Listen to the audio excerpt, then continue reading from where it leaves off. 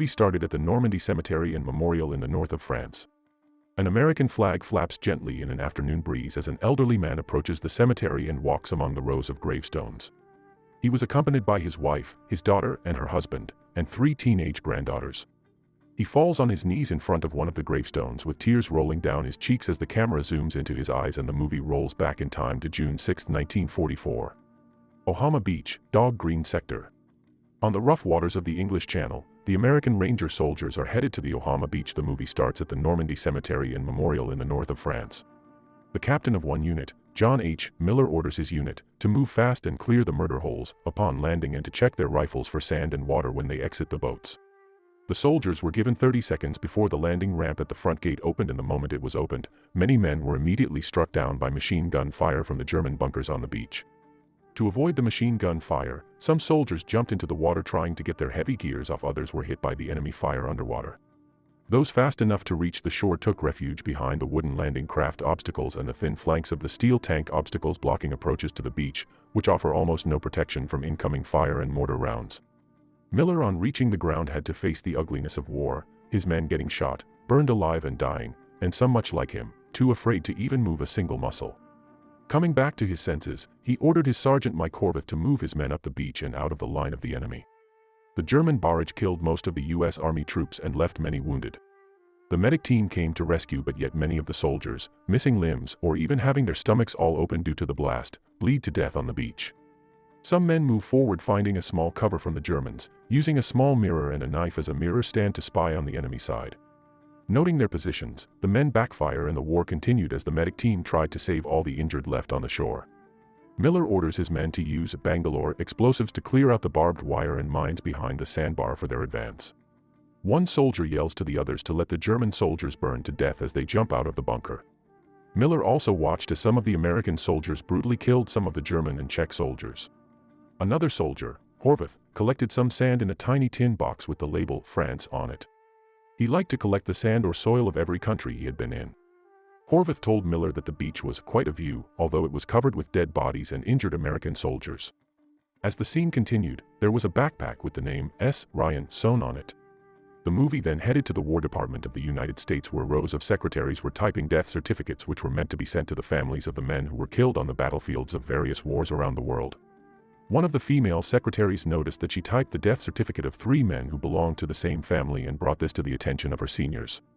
The 3 men were all brothers from the Ryan family of Iowa, and their mother would be receiving the 3 certificates at the same time.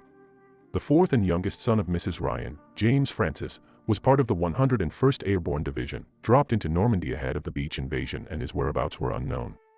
The situation was brought to the attention of General George C. Marshall.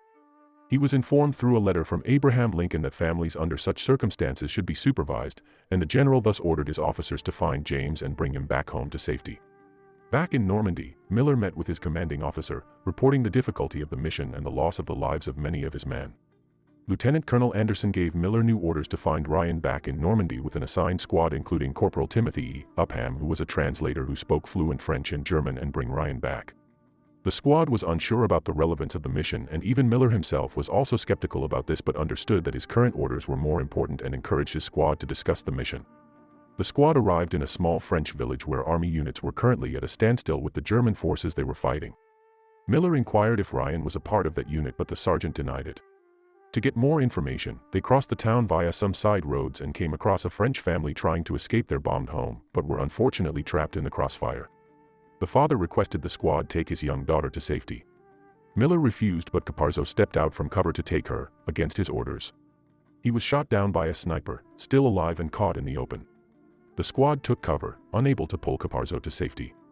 Here Jackson quickly identified the town's bell tower as the sniper's likely shooting position and used a pile of rubber as his cover to take out the sniper. As the sniper looked out for another target, he caught Jackson a moment too late and was shot dead. Miller then looked at Caparzo's dead body and told his men why one must follow orders and not take the children. The search continued as the squad moved to another part of the village where Miller asked the captain if he had a PVT. James F. Ryan in his unit. The captain confirmed, and Ryan was brought to Miller, who told him his brothers were dead. The man broke down and Miller told him they were killed in combat. Ryan told Miller that his brothers were still in grade school, and it turns out they had the wrong Ryan.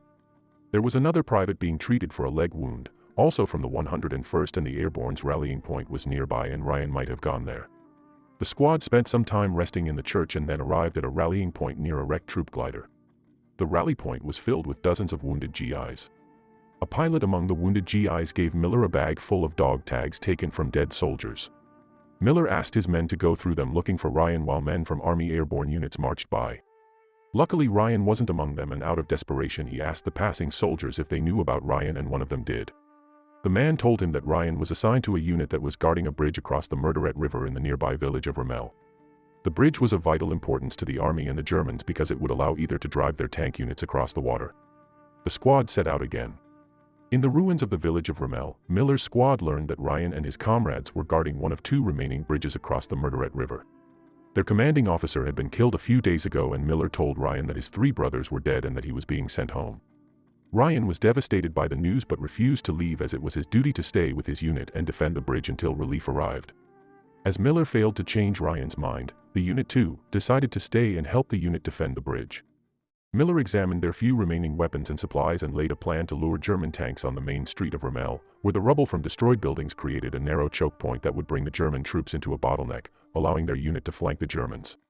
Reiben was assigned to ride out on a German half-track motorcycle to lure the German unit into the bottleneck. Miller also suggested them improvising sticky bombs, which they would use to blast the treads off one of the tanks, turning it into a roadblock. The unit waited for the Germans to arrive while listening to music and sharing old memories. As the Germans approached, Jackson signaled from the church tower that there were 2 Panzer tanks and 2 Tiger I heavy tanks along with almost 50 German troops. Everyone took their positions and Reiben took out the bike. The unit started the execution of the plan with a few hiccups and a few wins. One of the Tiger tanks moved down the main street, and one of the soldiers attempted to plant a sticky bomb on the tank. Unfortunately, he waited too long and the bomb blew up, killing him. The German troops following the tank were cut down by the soldiers and by mines planted along the sides. 2 soldiers were successful in planting the Compi bombs on the wheels of the Tiger tank, leading to a blast, treading it apart.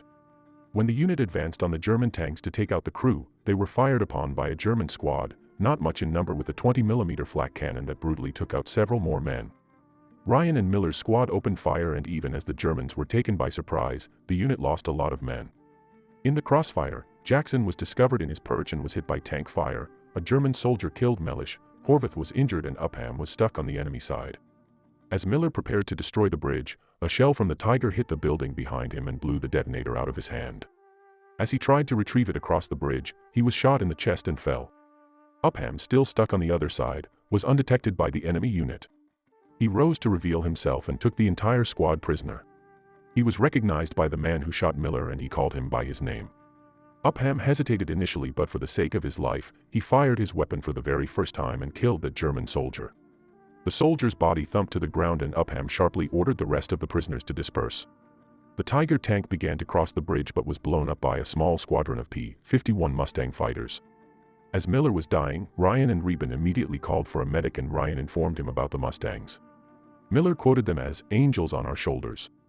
Back in the States, General George Marshall read a letter to Ryan's mother, informing her that her son would be returning home. He also quoted a passage from Lincoln's letter about the cost of war. Ryan was now going home and the camera focused on Ryan's young face, transitioning into Ryan at present, standing at Captain Miller's grave. He told Miller that he hopes he's lived up to Miller's wish and had been worthy of all the work and sacrifice Miller and his men, his entire unit, did for him. He asked his wife to tell him that he's led a good life and that he's a good man. He salutes the grave of Miller as the American flag flaps in the gentle afternoon breeze.